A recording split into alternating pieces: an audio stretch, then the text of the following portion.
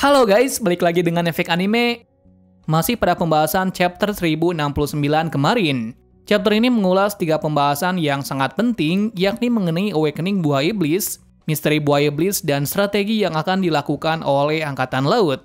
Nah, pada video ini kami akan menjelaskan poin-poin tersebut. Seperti yang kalian ketahui, saat pertarungan melawan Luffy, Lucci merasa sangat berantusias untuk melawannya. Dia ingin membuktikan bahwa bukan Luffy saja yang bisa menjadi kuat. Level dari Lucci ini lumayan meningkat sangat pesat. Pasalnya Lucci sudah bisa menguasai kekuatan Awakening Buah Iblisnya. Nah, yang mengejutkan dari Awakening dari Lucci kali ini adalah Awakeningnya tersebut memunculkan uap seperti Luffy dan Yamato. Bedanya uap miliknya berwarna hitam. Jadi kita bisa menyimpulkan bahwasanya Buah Iblis dari Lucci bukanlah Zoan biasa. Kenapa bisa seperti itu? Alasannya sudah pasti jika melihat kasus dari Yamato dan Luffy, maka sudah jelas mereka dijuluki dengan dewa. Yang mana Luffy adalah Dewa Matahari Nika, sedangkan Yamato Dewa Pelindung Wano Kuni.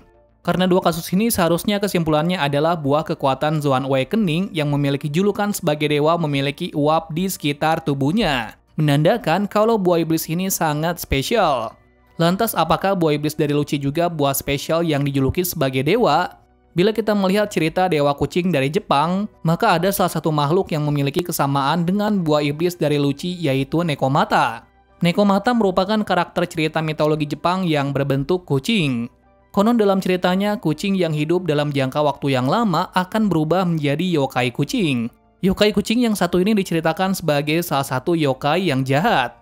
Mereka memandang manusia sebagai ancaman dan melihat manusia dengan tatapan yang sinis. Oleh karena itu, jika ada pemilik hewan yang kejam, maka kucing bisa berubah menjadi yokai dan membunuh atau memakannya.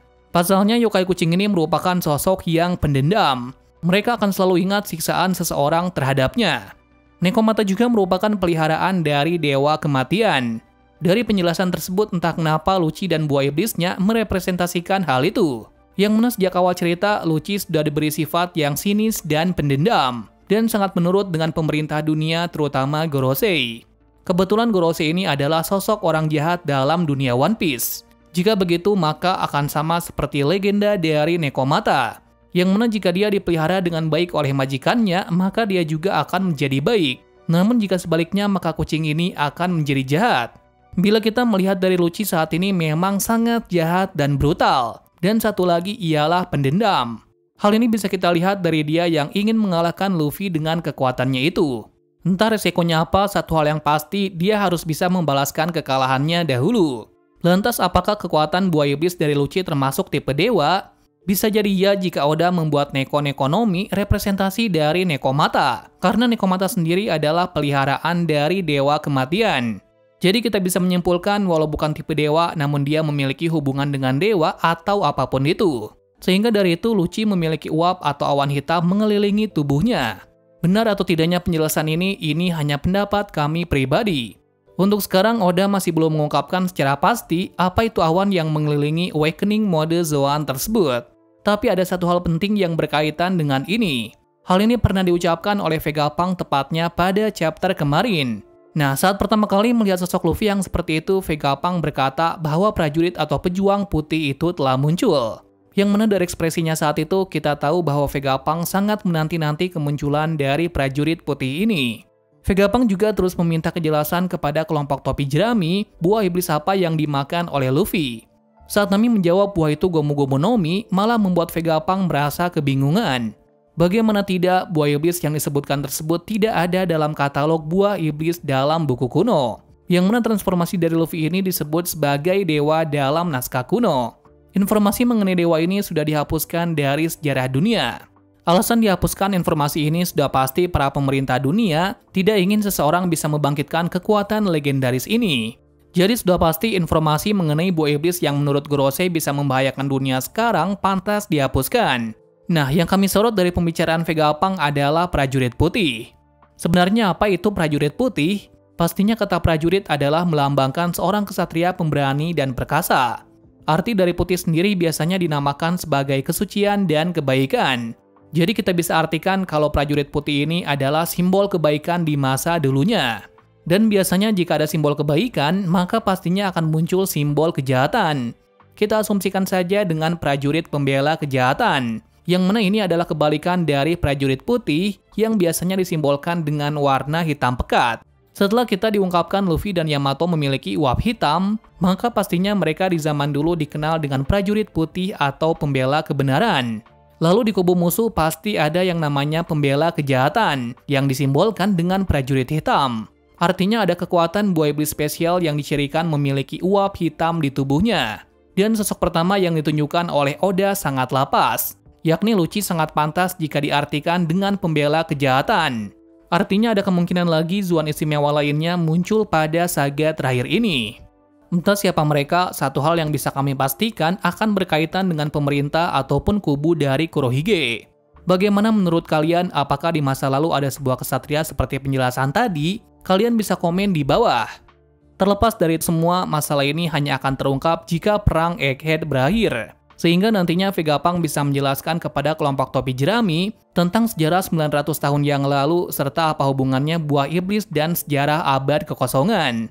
Namun agar perang ini berakhir, maka satu hal yang pasti Luffy dan lainnya harus menghadapi musuh yang akan datang sebentar lagi. Tepat sekali salah satu Admiral yang berwarna kuning segera menuju ke Egghead dalam waktu dekat. Dia adalah Kizaru. Kizaru datang ke sini tanpa persetujuan apapun, karena dia mendengar informasi bahwa adanya pertempuran besar di wilayah Angkatan Laut. Dia mendengar bahwa Lucci dan lainnya bertempur melawan kelompok bajak laut topi jerami dan Vegapunk. Entah kenapa ini adalah firasat yang sangat buruk dari Kizaru. Biasanya dia akan bergerak jika disuruh oleh petinggi.